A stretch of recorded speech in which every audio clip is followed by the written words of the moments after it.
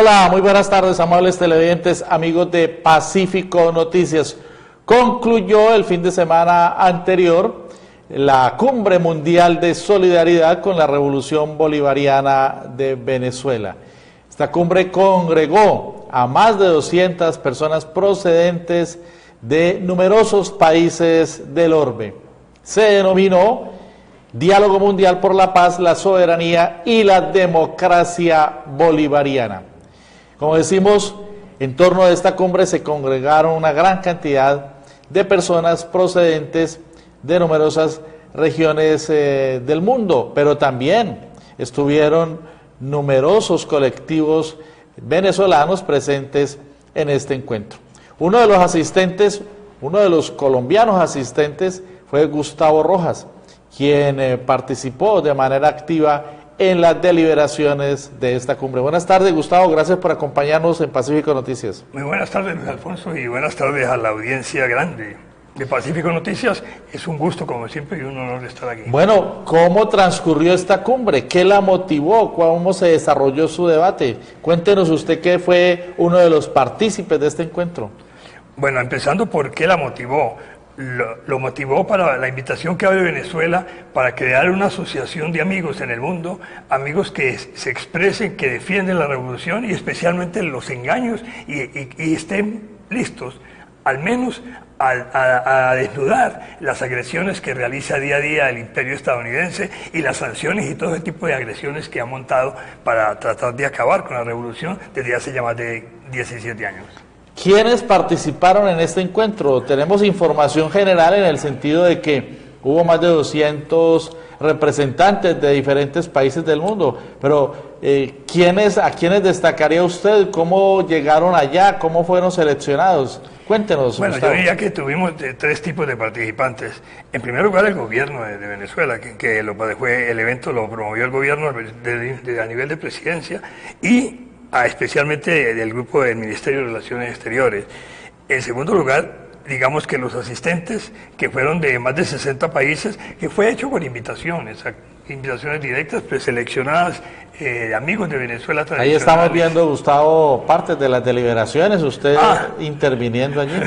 Sí, eso fue el día... ¿Qué planteamientos formuló a propósito de esa intervención? Bueno, en realidad yo quise mostrar a nombre de Colombia que los colombianos no todos hacemos parte, no todos los colombianos estamos mediatizados por el engaño publicitario y la información que nos llega todos los días. En realidad, una de las labores principales es buscar cómo romper esa mediatización para que nuestra gente se dé cuenta aquí y en Venezuela también y en otras partes cuál es la realidad de Venezuela, porque está muy oscuro. Estamos detrás de toneladas de papel y de información radial y de televisión contra Venezuela, la mayoría falsa o por lo menos muy parcializada. Otra cosa es la verdad, lo que sale de allá emana. Entonces yo planteé en ese momento que la posibilidad de que mostrar que en Colombia hay personas distintas, personas que no creemos en la cháchara publicitaria y que estamos más allá de ella y que estamos listos a buscar la verdad y desenmascarar la agresión estadounidense, que es la que está detrás de todo.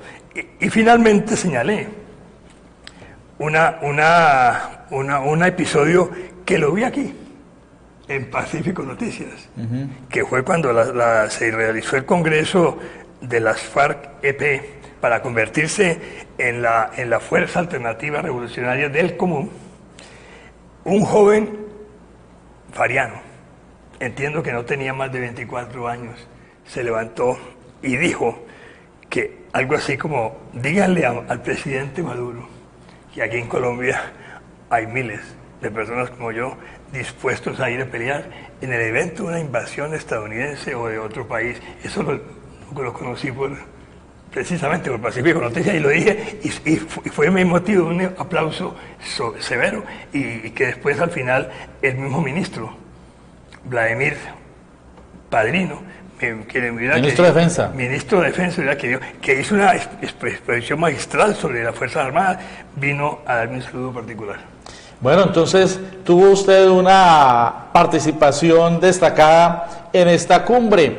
¿Qué otros voceros de organizaciones internacionales participaron? Entendemos que estuvo Evo Morales también, el presidente de Bolivia. Evo Morales, quien mandó la delegación más numerosa. Hubo 60 personas, había 57, pero cuando él llegó con 2 personas más, dijo, ahora somos 60, contándose él como uno más de Evo, pues como siempre es un convidado genial, lleno de anécdotas, de humor y demás, y con Nicolás Maduro tienen un buen nivel de comprensión. Él participó de lo que fue el diálogo a lo presidente, que se realiza los domingos y que esta vez se realizó en uno de los altos de las montañas orientales que rodean a Caracas, que es el Cerro de Ávila.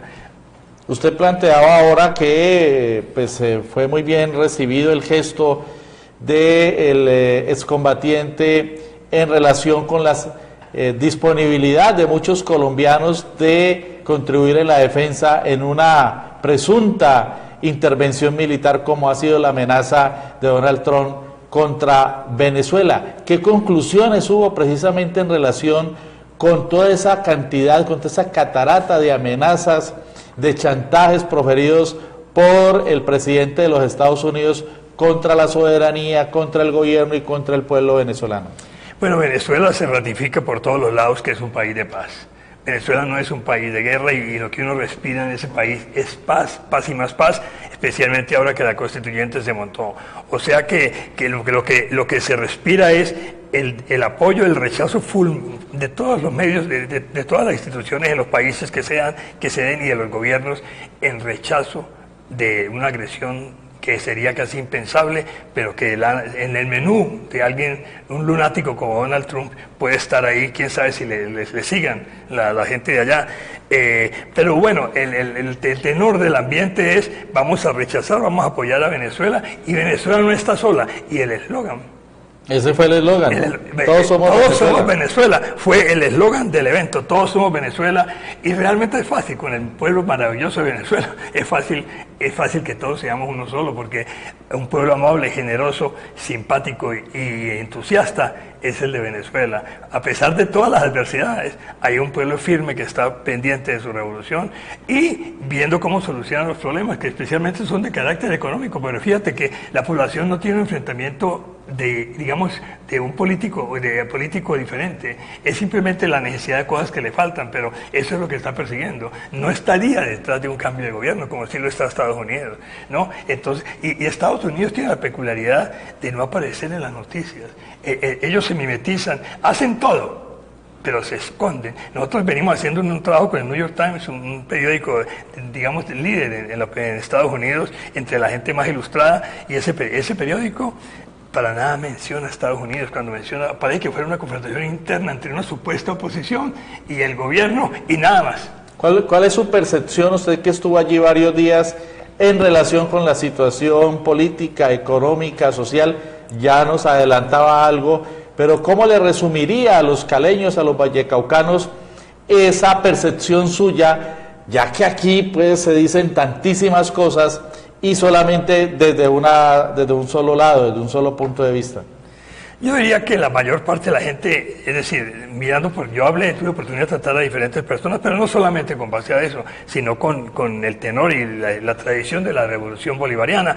Yo creo que la gente lo que más espera es la paz. Allá la guerra y los asesinatos y esas muertes y esas guarimbas, la gente la rechaza frontalmente, y eso fue la catástrofe y el final de esa oposición que hubo, que se ha tomado la Asamblea Nacional. Entonces, pero además de eso, desea también un bienestar económico, de tener algunas cosas que han considerado esenciales para su vida, y la comida, alimentación diaria, algunos productos de aseo que a veces escasean, no por razón de Maduro, sino porque el sistema capitalista internacional y el neoliberalismo ha hecho que estos bienes se hagan más difíciles de conseguir, y ha puesto obstáculos y ha sancionado económicamente, que han sido las acciones más violentas que hemos tenido contra Venezuela, y ratificada recientemente por este sujeto que es el presidente de Estados Unidos, que si no fuera el presidente allá sería un simple payaso, sería un hazmerreír ante el mundo, pero ese sujeto tiene poder y hace este tipo de desplantes. Es decir, esa situación obedece a una ofensiva internacional internacional que tiene la complicidad de el empresariado de la burguesía venezolana para tratar de, desarrollando esa estrategia, afectar el gobierno del presidente Maduro y la revolución bolivariana entonces. Así fue con Chávez,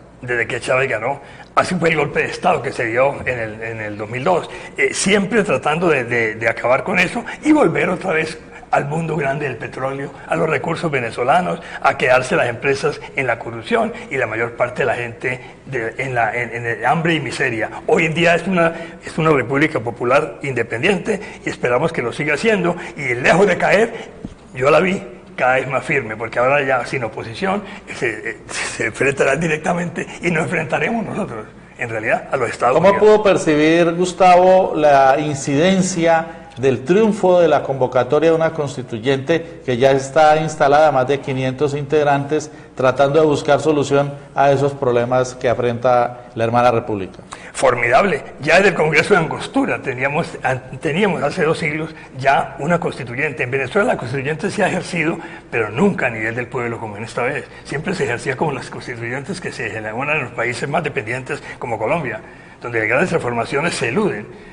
La FARC propuso, la FARC-EP, un tipo de constituyente en Colombia, pero no se le aceptó. Le recortaron y recortaron pedazos hasta quedarse finalmente con el status quo, que es lo que permite que este país se mantenga siendo no viable socialmente ni económicamente. Colombia no es un país viable, porque económicamente no puede sostener una sociedad donde la mayor parte de la gente vive re mal y está marginalizada. Y aunque así, quieren tenerla, sin sostenerla a través de mentiras mediatizados, juegos de fútbol y hasta novelitas de tercera clase. Finalmente, Gustavo Rojas, ¿cuál sería la conclusión que usted sacaría de esta presencia suya en Venezuela y específicamente en la Cumbre de Solidaridad? Que Venezuela está viva, que tiene muchos amigos en el mundo, que Venezuela no va a ser presa fácil, no está sola. No está sola. Conocimos por otra parte, en situación distinta, las ideas, por ejemplo, que militares de Rusia, para ocupar algunas zonas estratégicas, en especie de bases rusas, y eso yo no estoy dando ninguna revelación, pero de todas maneras las conocimos allá. Entonces, ese tipo de hace pensar, y las declaraciones hoy masivas en la Asamblea Nacional, en la Asamblea General de Naciones Unidas, han sido una tras otra contra la posición agresiva y salvaje y violenta e ignorante del presidente Trump y en favor de Venezuela, en favor de los derechos humanos. Es que este Trump pretende que los progresos que la humanidad ha conseguido, especialmente después de la Segunda Guerra Mundial, de ese holocausto que causó más de 80 millones de muertos, después de eso se replanteó que el mundo pudiera aspirar a vivir en paz. Pero hoy se sabe que la paz no es solamente el que las bayonetas se callen. La paz es que la humanidad puede tener niveles más adecuados de vida, más equilibrados y con un medio ambiente más conservado. Y la paz puede ser fraterna y puede ser lo que lleve en realidad a la humanidad a una situación bien distinta y a la felicidad entre las personas que habiten el mundo. Y es lo que ha logrado pues la Asamblea Nacional Constituyente, que fue elegida hace poco y que se encuentra en plena marcha en la República Bolivariana de Venezuela. Muchas gracias, Gustavo, por acompañarnos esta tarde en Pacífico Noticias. Como siempre, con ustedes, siempre disponible, y que viva este noticiero Pacífico Noticias, porque es nuestra alternativa. Yo invito a que escuchemos esta información por acá y dejemos un poco de escuchar lo que es el cacaraqueo que siempre hemos escuchado de lo que se oye por otro lado, y lo que se lee y lo que se ve por televisión. Ver BCN en realidad es vergonzoso. Volveremos sobre el tema de Venezuela, que es un tema que implica, que importa a los colombianos, porque es una república y es un pueblo hermano. Venezuela no está sola, Venezuela está viva, nos acaba de decir Gustavo Rojas, quien acaba de llegar de la República Bolivariana. Todos somos Venezuela. Vamos a un corte de mensajes y volvemos con más información aquí en Pacífico Noticias.